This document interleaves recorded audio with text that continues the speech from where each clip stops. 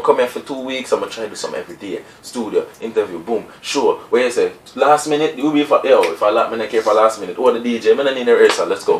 But I'm just so into it now, like, I'm so ready, like, I just feel like God, I say, yo, in my face, I say, yo, well, this man, you know, so, and it came through Africa. I don't think people understand that it wasn't through the reggae Grammy nomination, it was through Africa with a collaboration with Dawuni, who is also a legend in Ghana. He's their first Grammy ever nominated person. You know what I mean? He's their Bob Marley basically, he's their legend, you know? Granny used to tell me all the time, sparks when faith and preparation combine. The road been right here all this time, but you gotta look with more than your eyes. And the small axe Jesse Ryle representing for I Just Star Mindset, rich forever. Man, big up, bless up to everybody viewing, big up to I Just passing through, you know. My Lord, great honor and a pleasure. Talk to me about being here in the UK for the first time. Is it a result of all the hard work what we see over the years, coming through the whole COVID process? Is it a result of hard work? Why the highs here in the UK today? Yeah, so my first trip in the UK is definitely a result of like hard work, dedication, lots of sacrifice, you know, aligning the right people around me. Like, you know, taking the right advice, learning when to stay, when to go. You know what I mean? So I definitely feel like it's just when the right team meet the right time with the right energy and the dedication, it just all come together. I've been trying to get to the UK for the last 6 years, man. From I do the BBC Extra with Toddler T them, so I've been dreaming about it. So to finally be here and even be here and do a couple shows more than I even thought I would have, you know? Just like an honor, for real. Meet your expectation? Yeah, and pass it in some ways because, you know, you always hear about it, yo, London and Birmingham and England and them thing, and they finally reach now is like, man, I didn't since I've left Jamaica on tour, for a year now, like, it's the first I drink a coconut water out of an actual jelly. That I mean a Brixton, yeah. And you know, eat some real good Jamaican food, and so it doesn't feel like me there home. It's just like a stricter Jamaica, like, you know. But I just feel like me there, yeah. The moment I go, I hear Jamaican music, man. You know, I hear the sound, I smell the food, yeah. So it kind of more come back, come live. I see where Bob Marley come here for, yeah, sure.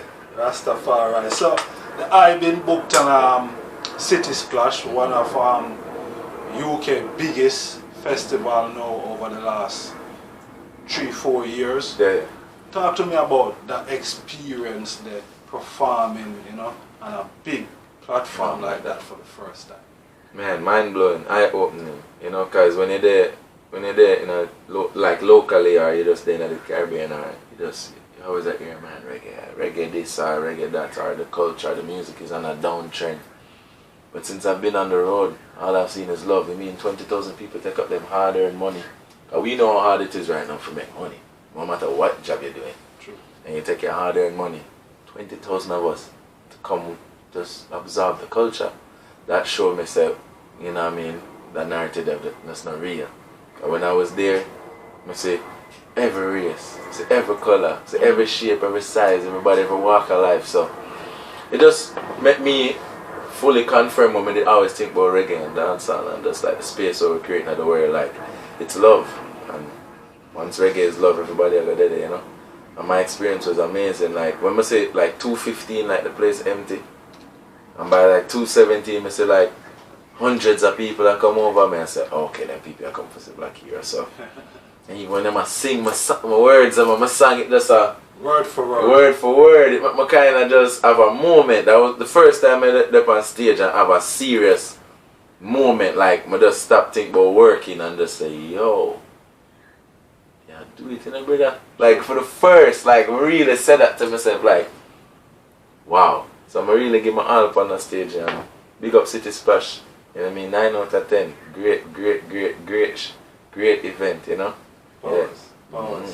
So talk to me about you know, opening for UB40. one of UK top reggae band. Reggae band. And not just even one of them top reggae band, really one of the their background with, you know, just to be honest, with their, you know, heritage where they're from, they shouldn't even be preaching for the people and speaking up against tyranny and oppression and the system and the government. That's what that's their name.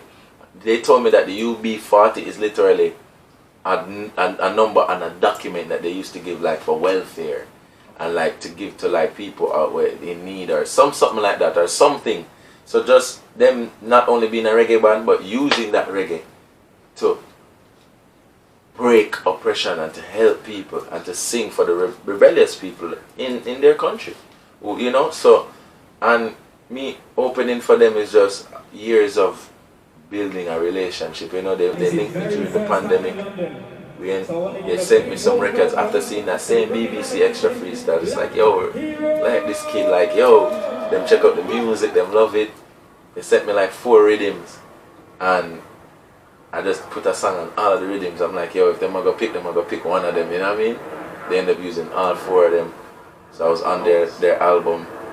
And just constant discussion, you know. I met them when I was in tour in LA and they came to the Hollywood Bowl and they invited me and I get up, you know, I was backstage just feeling the energy and, as I said, just building. And when they found out I was here, like, Matt, that's their manager, they were so surprised. He's like, yo, you here? Alright, watch what we're going. I just make 2 calls and by Friday, man, everything organized, name, print up, everything good to go.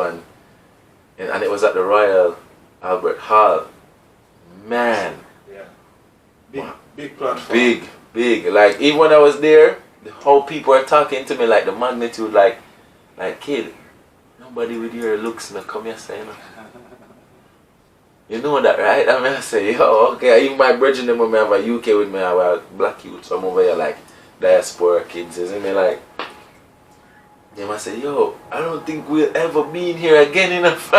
So things are changing then. Well, that was a change. I think that was a history moment, and I was the youngest Jamaican artist to perform in there, you know what I mean? So I feel like that just helps with adding to the change, if that makes sense. Like, it'll happen now as we see it, but we're going to see it fully later on, like when more people start performing there, you know what I mean? But beautiful experience, wonderful event. It was sold out, 5,000 something people, and you know, they were really receptive to the music, and you know, I love that.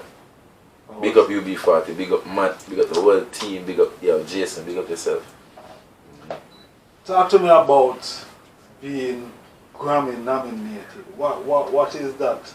You know, as so early in the journey, you know, being nominated for Grammy. You know, we see a lot of artists over the years, they've been in the music for years and years and never been nominated. Talk to me about that.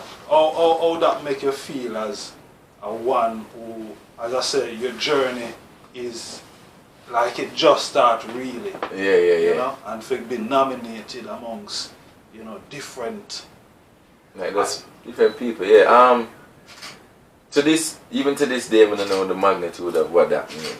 You know, it seemed to mean a lot to the industry and to people. So it started to mean a lot to me. Like that's something I always hear about, like, yo, Grammys, Oscars, Emmys. You just hear these things. You know, I'm a child watching TV.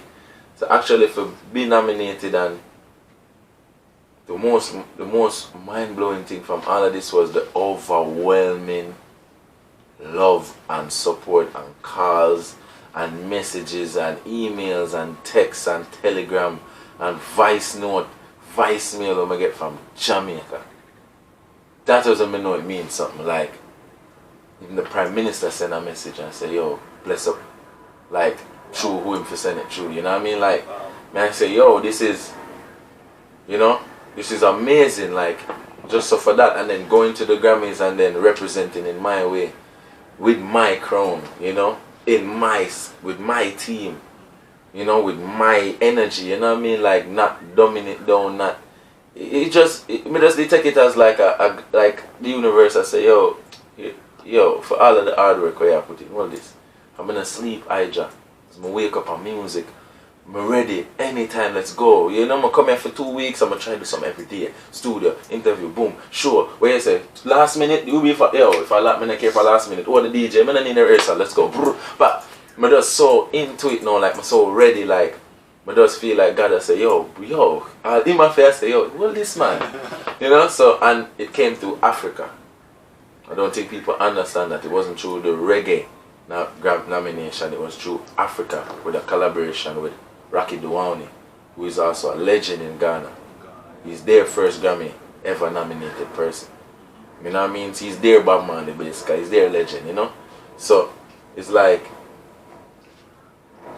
I think that means something even more than the nomination itself. The mere fact it come through Africa just means me I bridge a gap. Alright, so me I open for UB40, bridge a gap. Royal Albert Hall, they don't know about that generation, they bridge a gap. Alright, cool. Me I work with Bunny Wailer, bridge a gap. Alright, cool. Me I work with Skilly Bang. Nobody never know that that I work. Me I do this with the youth. Alright, cool. What? You know what I mean? It's just I feel like all of this, the Grammys being there, them seeing me, connecting, all of that. I just, I do my job, my purpose, you know? Be like a little crazy glue in this thing and get the thing back, you know what I mean? For that, yo, I love my culture, my genre, bro. So you, at this point, do you feel as if you're, you know, progressing and the momentum is with you, the wind is behind your sail? Yeah, there's a wind that change right now. We have a little thing in the team where we say like a fairy dust. You gotta sprinkle some little dust right now, you know? Yeah. And the wind and the change really is just the people. It's just the culture, you know? Pushing. And Ben Rockers putting me on a city splash. And UB40. See, yo, come at my home. Yo, or anybody where put any promoter, anybody where I like, anybody where I stream, anybody where I share, that are the change. So that must say me just see more of that. More love, more outpouring. So yeah man, I can feel the difference and it make me just want to work even harder, you know. Reggae Jam 2017 saw the eye with Runkus and the old school band in Germany, Zane. Almost since then as your performance changed compared to now? Yeah, dramatic change since the first 2017 tour there, you know, Europe, like dramatic change. That's my first time really going in front of more than 10,000 people really. Man, probably even more than 5,000 people. Like in Jamaica, I think 5,000 probably most of us see are like less. So going in front of so much people was a test. Like everything at that point was just really testing like what to do. In my mind, when I work, you know, how does this work? How does that work? But since then, especially this last year of touring from America to UK and in that space, like tremendous leap. Like the amount of just opening for Stephen Marley, I learned something there, so. Opening for Steel Pulse, I learned something there, so. Opening for Cali Buds, I learned something there, so. Doing Cali Vibes and seeing all these great talents perform, I say, oh, that they do? Cool. I mean, just a student, it's like I write it down in my brain. So now, my performance is a fully dynamic performance, so that I call it. So you have to get reggae and dancehall in a mindset. Fully, and then it will be, you have to get the singing and the ballads and the lovers rock and all of that, but you have to also get the dancehall and where it's going now to. You see me? So you just create a dynamic set, and my set are for the people. And once it's for the people, I have to get closer to the people. So that's why you see me in the crowd, that's why you see me jump out there, so you see me under the cold. It's not snowstorm out there. Cause it's for the people, and anyway the music called me, I did it. Rastafari. Rastafari in the music. You know, I mentioned collaborating with a Ghanaian artist, Zane. The young generation that is on the scene now, it seems like there's a lack of emphasis on the Pan-African vibe back to Africa in the music. Why you think that is? That's a very great question. So I'll make sure I say this right way. Because it's a two-part. It's one on the side of the youths and one on the side of the generations before. So I tackle the youth them first. So the youths now, what you're seeing right now. Smash that subscribe button. See you on the next video. I just start the mindset.